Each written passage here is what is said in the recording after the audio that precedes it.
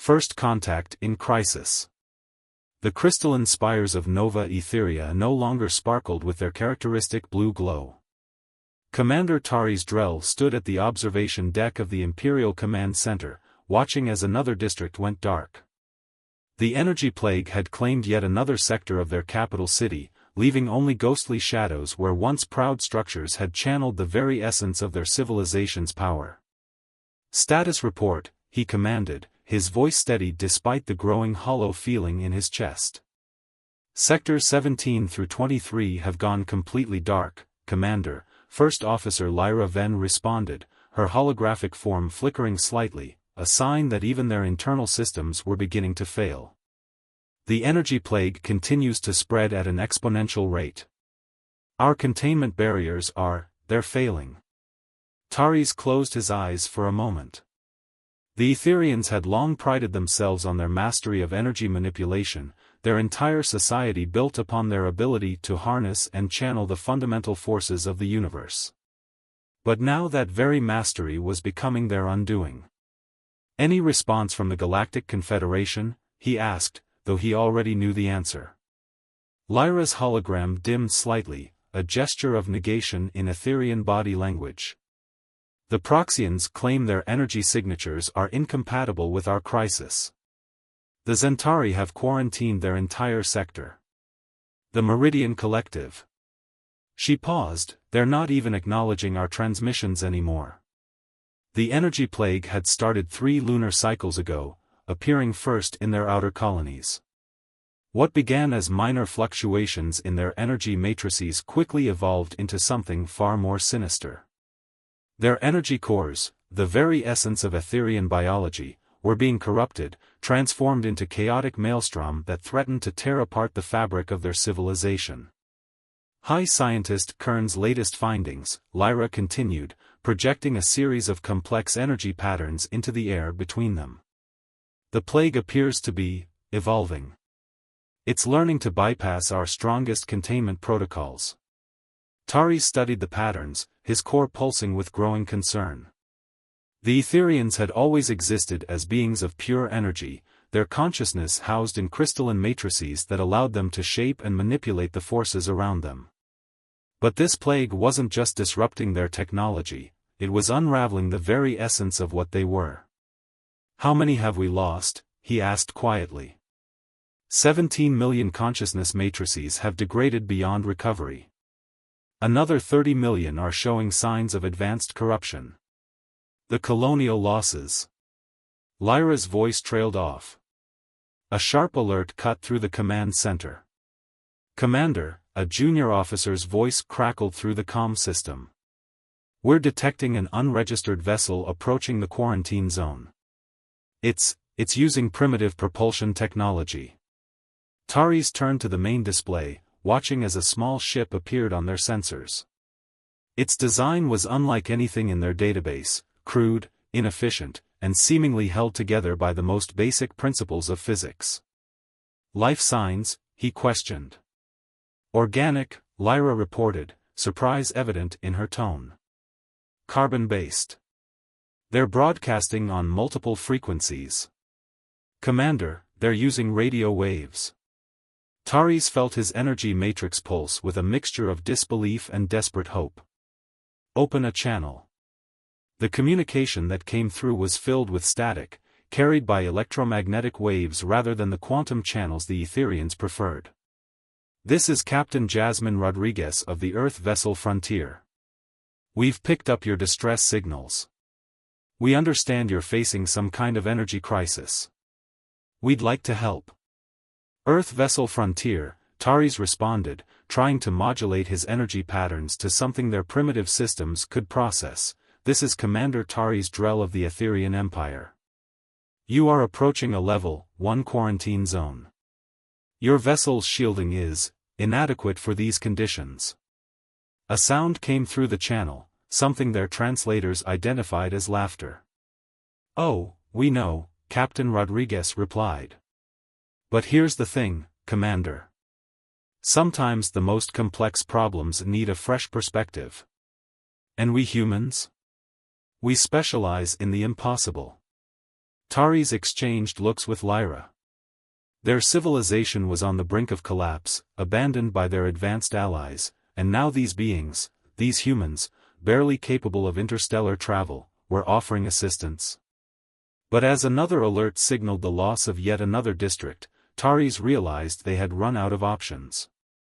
Sometimes, he thought, the greatest wisdom lies in acknowledging when your advanced knowledge has failed you. Captain Rodriguez, he transmitted, permission to dock granted. Though I must warn you, what we're facing may be beyond any organic species' comprehension. With all due respect, Commander, came the reply, accompanied by more of that strange laughter. That's exactly what makes it interesting. The unlikely alliance.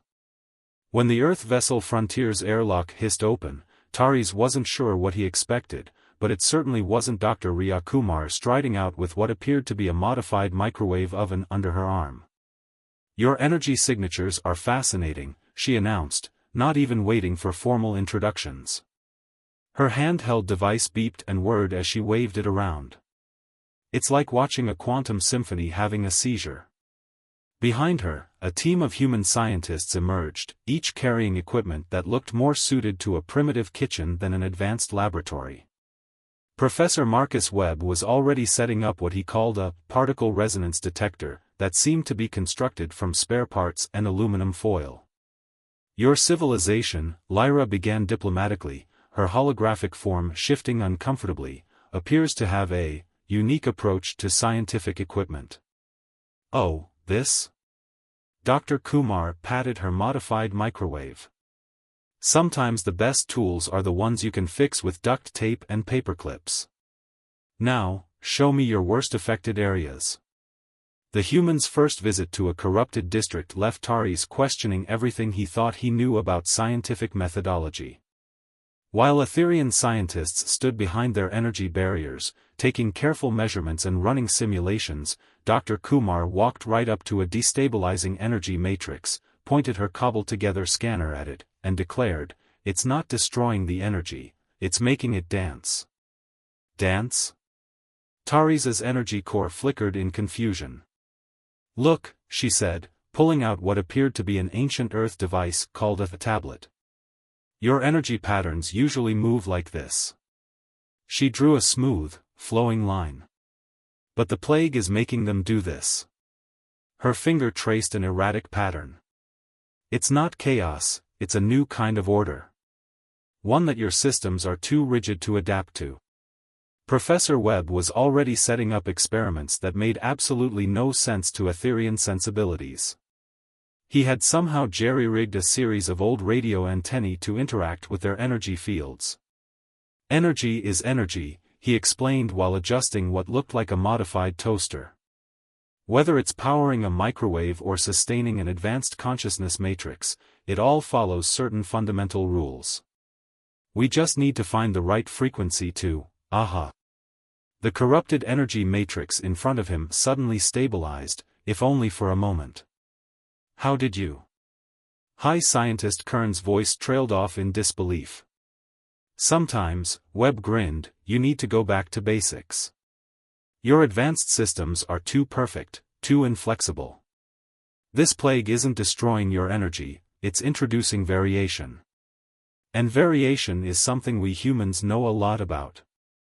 As the human team continued their work, their methods seemed to grow increasingly bizarre. Dr. Kumar had her team set up what she called a quantum jazz band, a series of devices each emitting different energy frequencies that somehow, impossibly, began to harmonize with the corrupted matrices. "Your civilization evolved to work with perfect energy patterns," she explained while adjusting what appeared to be a modified radio. "But sometimes perfection is the enemy of survival. Sometimes you need to learn to dance with chaos." Breaking protocol. The Etherian High Council chamber had never witnessed such an unusual presentation. Dr. Kumar stood before the assembled energy beings, her makeshift equipment spread out around her like a primitive inventor's workshop. "You're proposing we do what?" Council Elder Varix's energy form pulsed with incredulity. "We need to teach your energy matrices to improvise," Kumar repeated, unfazed by the collective shock of the most powerful beings in the Empire. The plague isn't a disease, it's an evolutionary pressure. And you're fighting it with the equivalent of a quantum immune system that only knows one dance move. Professor Webb stepped forward, holding up a device that looked like it had been assembled from an old television and parts from a washing machine. We've mapped the plague's pattern variations. It's not random, it's jazz. Jazz? The word seemed to cause physical discomfort to the assembled council members. An earth music form, Kumar explained, where musicians improvise within a structure. That's what your energy needs to learn to do. And we've figured out how to teach it. The human solution was met with immediate resistance. The idea of deliberately introducing variation into their perfect energy matrices was anathema to everything the Etherians believed in. But as Kumar demonstrated her team's results, showing how affected areas could be stabilized by what she called quantum improvisation, even the most skeptical council members began to pay attention. This goes against every protocol we have, High Scientist Kern protested, though his energy signature showed signs of fascination. Our entire civilization is built on the precision of our energy manipulation. And that's exactly why you're vulnerable, Kumar countered. You've optimized yourselves into a corner. Evolution requires variation, requires the ability to adapt. We're not destroying your precision, we're teaching it to dance. The breakthrough came during what the humans called a jam session. Kumar's team had set up their modified equipment around a severely corrupted district, each device emitting carefully calculated energy frequencies that mimicked the plague's patterns but with subtle variations. Watch this, Kumar said, adjusting what looked like a modified guitar amplifier. The corrupted energy matrices began to pulse in rhythm with the human devices, their chaotic patterns gradually shifting into something new, neither the original Etherian precision nor the plague's chaos, but a harmonious blend of both. It's working, Lyra whispered, her holographic form shifting in amazement as the district's energy levels stabilized. But how? We're teaching your energy how to swing, Webb grinned, turning dials on his makeshift quantum resonator. Think of it like this, you've been playing classical music for so long, you forgot that sometimes you need to improvise. The plague is forcing you to learn new rhythms, and we're just providing the dance lessons. As their methods began to show success, the humans' approach spread across the empire. They set up what they called energy jazz clubs, areas where corrupted matrices could learn to adapt and stabilize through controlled variation. Their primitive-looking equipment, held together with tape and optimism, proved more effective than the most advanced Etherian technology. Your civilization achieved something remarkable, Kumar told Taris as they watched another district stabilize. But you achieved it by eliminating variation. Now you need to learn that strength doesn't always come from perfection, sometimes it comes from being able to adapt, to improvise, to dance with the unexpected. Turning point. The moment everything changed wasn't marked by grand ceremonies or official declarations.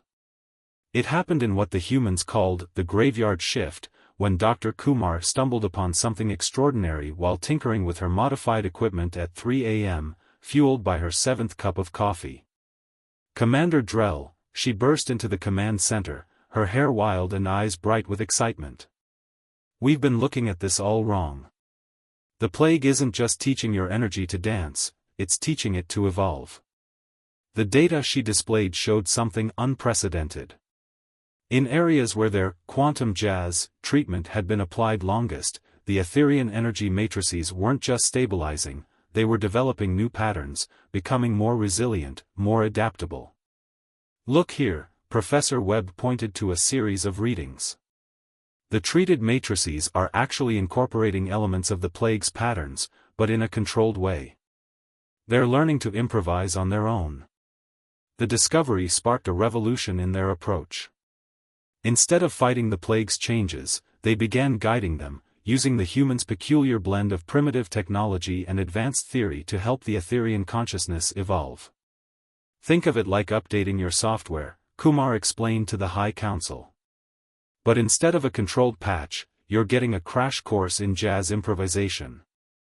The transformation spread across the empire. Districts that adopted the new protocols not only stabilized but began showing enhanced energy manipulation capabilities. The rigid, perfect patterns that had defined Etherian existence for millennia were giving way to something more dynamic, more resilient. Your civilization didn't just master energy, Kumar observed while watching a group of young Etherians experimenting with their new abilities. You domesticated it. Now you're learning to let it run wild, but in a good way. Legacy of change. 5 cycles later, Nova Etheria sparkled with new colors, not just the traditional blue, but a symphony of shifting hues that danced across its crystalline spires. Commander Tari's Drell stood at his familiar spot in the observation deck, but now he watched a very different city. The Galactic Confederation representatives have arrived, Lyra announced, her holographic form now displaying subtle variations that would have been unthinkable before. They're quite interested in our evolution. I imagine they are, Tari's replied with amusement. The same advanced civilizations that had abandoned them were now scrambling to understand how the Etherians had not only survived but thrived through their crisis. The humans had left their mark on more than just their energy patterns. Across the empire, research centers now incorporated what they called garage science labs, spaces where scientists were encouraged to experiment with unorthodox approaches. Dr. Kumar's modified equipment had inspired a whole new field of study, adaptive energy mechanics. The latest graduation class from the Imperial Science Academy, Lyra reported, has already started incorporating human musical theory into their energy manipulation studies. Jazz fusion has become a required course. The changes went deeper than just scientific advancement. Etherian society, once rigidly structured around perfect energy patterns, had learned to value variation and adaptation. The plague that had threatened to destroy them had instead forced them to evolve. Captain Rodriguez's ship is requesting permission to dock, Lyra announced. She says they've picked up some interesting energy patterns from the Andromeda galaxy they'd like us to look at. Tari's felt his energy matrix pulse with excitement, another phrase he'd learned from the humans. Tell them they're welcome to join our next quantum jazz session. As he watched the Earth vessel approach, still looking charmingly primitive among the crystalline Etherian ships, Tari's reflected on how far they'd come. Their civilization had been saved not by advanced technology or perfect protocols, but by humans who dared to imagine that sometimes the best solution was to simply learn a new dance.